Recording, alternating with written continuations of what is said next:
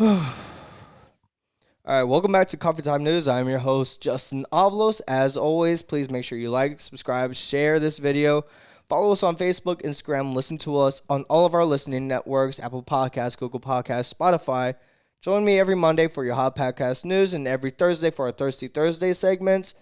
And let's go ahead and get into it. Now, this week's going to be a little bit differently because I'm not going to be too much into politics. A lot of things have been going on. Of course, President Biden has enacted new executive orders, which is the most that any president has done within the short term of their presidency. AOC, of course, is making claims that she was victimized during the Capitol riots, but fact checkers have came out and said, no, you were nowhere even near the main Capitol building. You're in the surrounding area, and you were evacuated before all the events even happened. So she's gone on Twitter, of course, telling people, hey, if you have these people saying that I'm wrong and all this stuff, go ahead and report them, let them get banned from social media, all this stuff. So we can't fact check the fact checkers anymore, which I think is ironic. But anyway, getting off that, some new stuff has been coming out with gun owners. Now, if you don't already know just by looking at my shirt, I am a huge advocate for carrying firearms. I believe everyone should be able to defend themselves, whether it's from, violent crimes or from just everyday situations, or even just to carry a firearm to go hunting or even just sport shooting just for fun. Everyone has the right to do that, and the government can't tell you that you cannot do that. That is why it is the Second Amendment. So over the years, over the decades, of course, people that have no idea what a firearm even is, never fired one, never even held one, and don't know the basic functions of a firearm are, of course, proposing all these bills against owning a firearm. Now, I understand there is shit that happens. Of course, there's school shootings, the club shooting over in Florida, the thing that happened in Las Vegas. Of course, these are violent things, and I wish they would have never happened. But how do you defend yourself against a threat? By stopping the threat. Now, the media wants to talk about all these tragic events, of course, Sandy Hook, the Columbine, the club in Miami, I believe it was. But they don't want to talk about the thing that happened here in Texas where a person tried shooting up a church and lawful gun owners stopped the person in his tracks because they were trained, they were armed, and they were able to stop the threat before any other people were going to die. But they don't want to talk about the lives saved by guns, not even firing a gun, but just presenting a gun, the amount of lives saved, which is more than triple the amount of lives taken from firearms, and that's even including suicides, which it shouldn't be included. But anyway, so they want to propose more checks for people that own firearms or they want to purchase a firearm. Now, if you've never purchased a firearm before, there is a process. You do have to do a background check.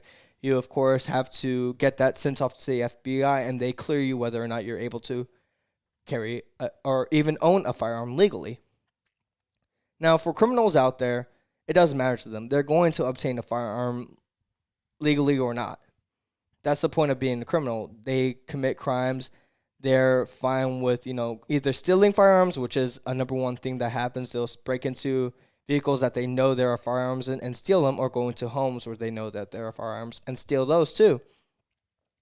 So really all they're doing is taking the guns out of the lawful citizens and making it to where they can't protect themselves. Now, there's already been stuff that has been brought up. Of course, Biden-Harris administration wants to do the assault weapons ban to pretty much where they're doing a mandatory buyback, which is a gun confiscation. They want to have people bring in their guns and they get paid to do that and do so. And if you want to continue carrying a firearm, you have to pay a tax on it, especially if it's registered. So each magazine you have, it's going to be $200 extra, and then the tax that they have on actually owning the firearm. So this affects people that are middle class and below that can't afford to do that. Of course, rich people, that's nothing. They're able to have a whole arsenal, and it's not even going to break the bank. So it takes away the rights from us. Now, the other thing that's going to be happening is a representative had brought upon a bill to pretty much have more in-depth background checks and um, worldwide background checks to where they could actually, go to your spouse, go to former relationships and ask them the questions to see whether you're stable or not. So if you don't have good relationships with like an ex that you used to have, they could really fuck you to where you can't even have a firearm. For those of you that deal with anxiety or, slight depression, but of course you're doing medication, you're taking care of yourself and you just want to defend yourself, you just want to go sport shooting, go hunting or whatever, it's going to prevent you from owning a firearm, which isn't right. Because again, there are already systems in place to stop violent offenders from purchasing a firearm. If you were court-martialed, if you spent any type of prison time for a violent crime, if you have been admitted hospitally for mental disorder, you're not able to purchase a firearm as is. Even here in the state of Texas, where I don't want to say we have loose laws, but we're pretty much now the Second Amendment haven here in Texas. So if you ever want to actually legally and lawfully carry it, you come to Texas because we don't have these stupid laws going into place. But again, it's these lawmakers that don't know the process, that have never went through the process making these laws. They don't know the difference between AR-15 and an AK-47, M4, anything like that.